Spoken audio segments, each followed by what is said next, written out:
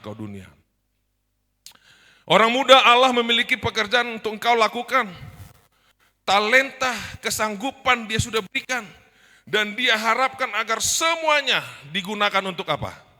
Kemuliaan Tuhan. Engkau tidak hidup untuk dirimu. Engkau tidak hidup untuk dirimu. Tetapi untuk kebaikan orang lain. Dan kemuliaan pencipta. Ya. Jadi kalau kita renung-renungkan ini. Satu lagi. Di dalam Counsel to Parents, Teacher and Students, 138. Allah memiliki pekerjaan khusus bagi orang muda. Mereka harus menjadi saksinya, menyatakan kepada dunia kuasa kasih karunia-Nya yang mengubahkan. Janganlah mereka gagal menunaikan tugas dari Tuhan. Ya, saya pernah 3 tahun di Kupang ya, gembala jemaat. Di sekolah kita di Ponain ada pemancar radio. Setiap pagi ada renungan pagi. Ya, radio station yang mungkin menjangkau sekitarnya, tidak terlalu jauh dia punya jangkauan. Tetapi itu melatih saya ya untuk bersemangat ya di dalam melakukan pekerjaan penyiaran, penginjilan lewat radio. Orang-orang muda, sebagaimana yang sudah disampaikan dalam Kisah 1 ayat 8. Roh Kudus itu diberikan kepada saudara di akhir zaman, ya. Bukan untuk supaya saudara berbuat hal-hal yang lain, bukan. Roh Kudus diberikan supaya saudara menjadi apa? Saksi. Dan salah satu cara kita untuk menjadi saksi adalah penginjilan lewat radio. Ada ini chargernya, baterai ini sudah running low.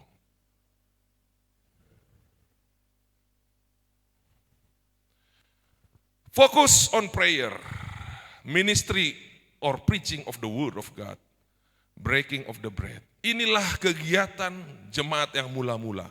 Mereka bersaksi dan bersaksi setiap hari. Kenapa? Karena mereka dipenuhi oleh apa? Roh Kudus. Bagaimana dengan orang-orang muda pada saat sekarang ini? Sosial media,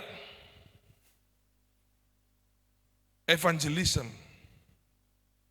ini adalah satu tren. Spreading the gospel through electronic and social media. Sekarang era teknologi, di mana manusia gampang sekali terhubung. Ya. Apa yang dimaksudkan dengan spreading the gospel through electronic and social media? Perhatikan baik di sini. They include radio, television, sosial media seperti Facebook, Twitter, WhatsApp, Instagram, dan banyak yang lain. Ya.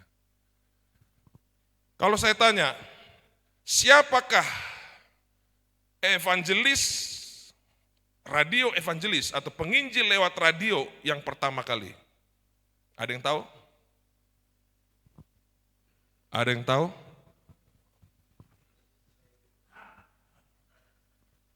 Satu, dua, tiga. Kalau tidak tahu, jawabnya adalah Charles Fuller. Tahun 1937 sudah menginjil lewat apa? Radio. Siapa lagi penginjil lewat radio? Billy, one of the most famous radio evangelist, sangat terkenal. Dan saudara-saudara tahu, orang-orang muda tahu, pada saat Perang Dunia Kedua, radio evangelism, penginjilan lewat radio ini, digunakan untuk menjangkau tentara yang sedang berperang. Amin. Praise the Lord. Inilah 10 radio Kristen di Indonesia. Ada di Jakarta, Bogor, Surabaya, Medan. Ya. Kalau di Medan coba putar radio Voice of the Gospel. menyampaikan Injil. Ada Radio Sangkakala di Bandung, Radio Kasih di Jakarta, dan kebanyakan di Jakarta. Bagaimana dengan daerah-daerah di pedesaan? Dari Dairi, di Aceh, di Lubuk Pakam. Kalau di dunia, ini ada disebut 10 highest Christian radio listener. Kilaf, Air1, Joy FM, Way, Family Life Radio, Bot Radio, American Family, Salem Radio. Saudara tahu berapa pendengarnya, listenernya? Jutaan. Amin? Bukan ratusan ribu, jutaan. Jadi kalau ada orang yang katakan, radio itu sudah ketinggalan zaman. Orang sekarang YouTube, Facebook. No, dia nggak tahu bahwa masih banyak radio dengan pendengar jutaan listener. Jutaan orang mendengar radio. Coba bayangkan, ini aja sudah 10, masing-masing jutaan pendengar. Dengan kata lain, penginjilan lewat radio masih sangat efektif dan dibutuhkan. Dan ini juga di Indonesia yang top tertinggi, ya. Suara Gracia, Pelangi Kasih, ya. Radio Sahabat, Suara Pengharapan. Banyak. Ya. Di Siantar ada stasiun radio, ya, yang pernah juga kami sekali-sekali menyiar ke sana. Kita minta slot untuk apa? Gunakan untuk menyampaikan pekabaran 3 malaikat. Bagaimana dengan radio Advent? Inilah 10 radio Advent yang cukup ternama. Voice of Prophecy, program radio Advent yang sudah berusia lebih dari 90 tahun. Dan menjangkau pendengar di seluruh dunia dengan pengajaran-pengajaran Alkitab. Yang kedua adalah Adventist World Radio. Sebuah jaringan radio yang menyiarkan program Adventist dalam berbagai bahasa. Ya, di Asia Pasifik ini sudah 62 bahasa yang sedang digunakan. Apalagi di seluruh dunia. Kemudian ada radio Amazing Fact. Ada radio It is Written. Ada radio Sabbath School Study Hour. Ada Angel Broadcasting Network, Live Talk Radio, Adventist Frontier Mission, dan Breath of Life. Jadi di mana-mana, di luar gereja Advent, di dalam gereja Advent, radio digunakan untuk apa? Penginjilan. Itulah sebabnya orang-orang muda jangan pandang sebelah mata penginjilan lewat apa? Radio. Kalau ada stasiun radio di dekat rumah saudara, tanya, saya mau isi acara, bagaimana caranya? Ya. Sudah barang tentu, kita harus lebih mendalami, karena ini dari AWR. Apa AWR itu? Adventist World Radio is the official radio of the Seventh-day Adventist Church. Jadi AWR itu adalah radio resmi dari gereja kita yang berkedudukan di kantor General Conference. Sudah ada sejak 1971. Sebelum saya lahir, sudah ada radio ini. Dan sudah mengudara selama 50 tahun. Di dalam 100 bahasa digunakan. Ya. Menjangkau 2/3 populasi dunia. Dan memberikan pelajaran-pelajaran Alkitab. Termasuk juga khotbah-khotbah program kesehatan, musik-musik, ya, dan memainkan peran penting di dalam penginjilan. AWR juga menerima donasi dari para pendengarnya untuk operasional. Oke, itu tadi dari statistik, ada jutaan pendengar. Bagaimana dengan roh nubuat? Kalau ada orang yang masih membuat kata-kata negatif kepada radio, itu sudah ketinggalan zaman, sudah enggak didengar orang. Baca tulisan roh nubuat. 1, 2, 3.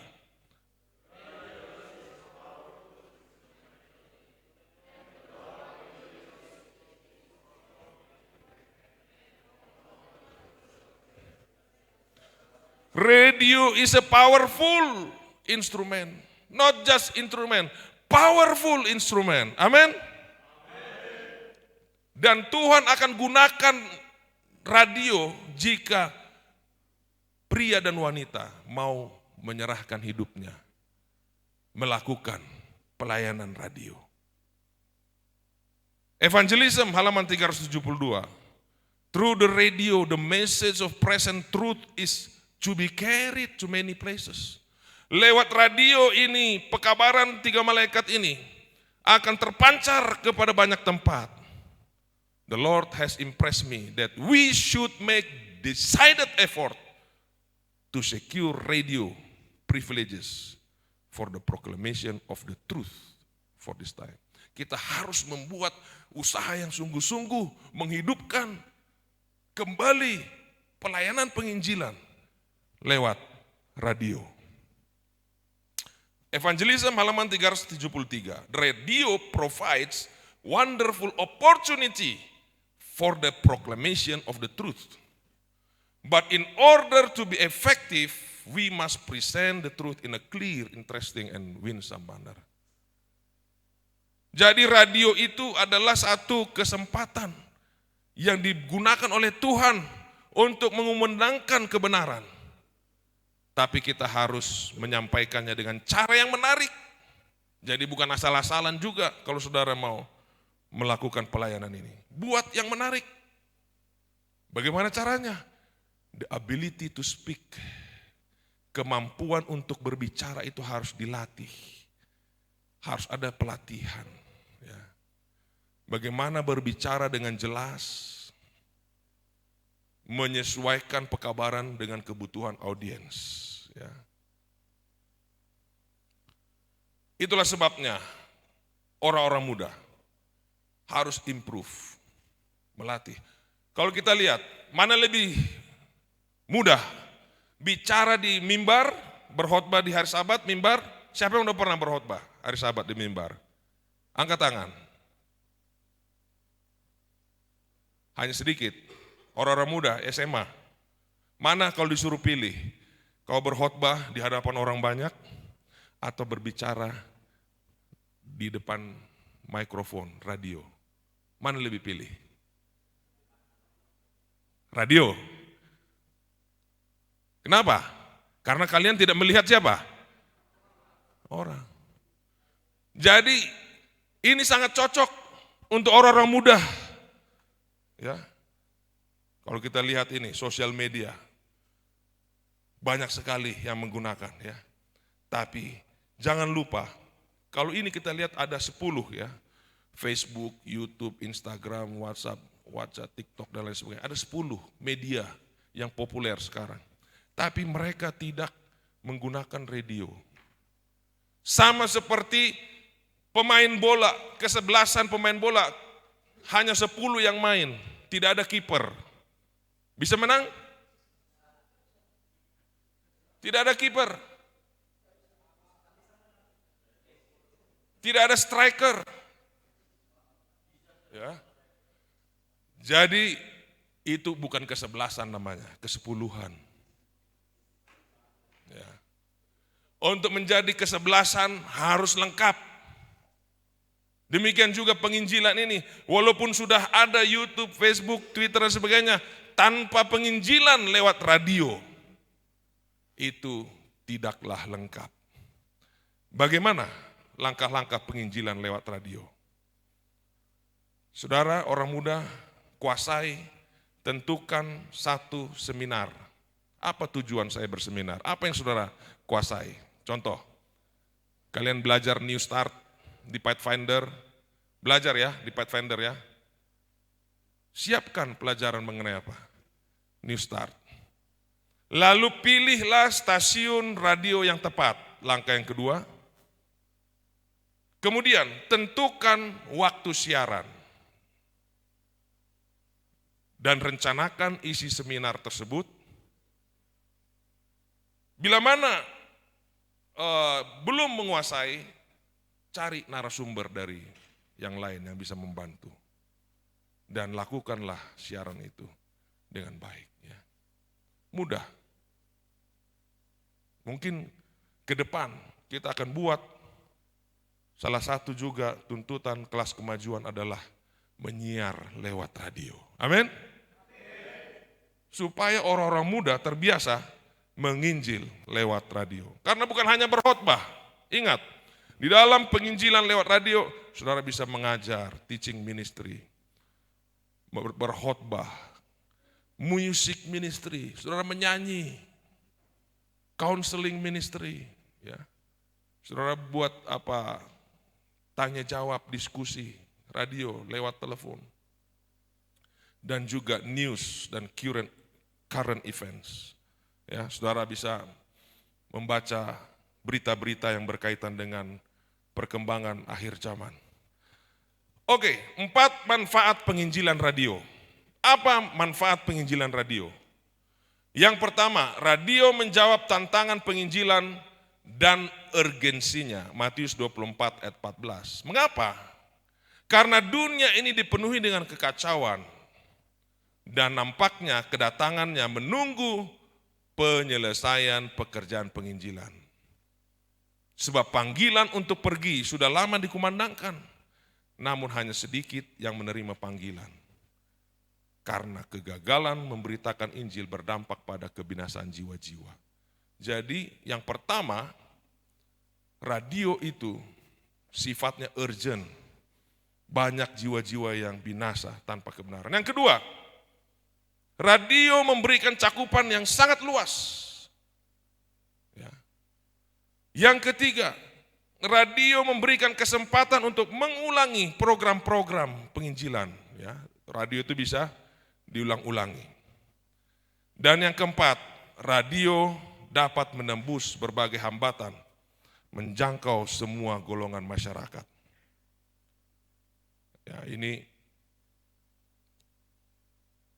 saya tiba kepada kesimpulan. Bagaimana filosofi pelayanan Rasul Paulus? Rasul Paulus dikatakan di dalam 1 Korintus 9 ayat 22, menggunakan segala cara untuk menyelamatkan jiwa-jiwa. Termasuk radio. Kalau ada radio pada zaman Paulus, Paulus tidak akan sia-siakan. Dia gunakan. Karena dia gunakan segala cara. Iman timbul dari pendengaran dan pendengaran akan firman Allah. Dan radio sangat mudah menjangkau banyak orang dengan cepat.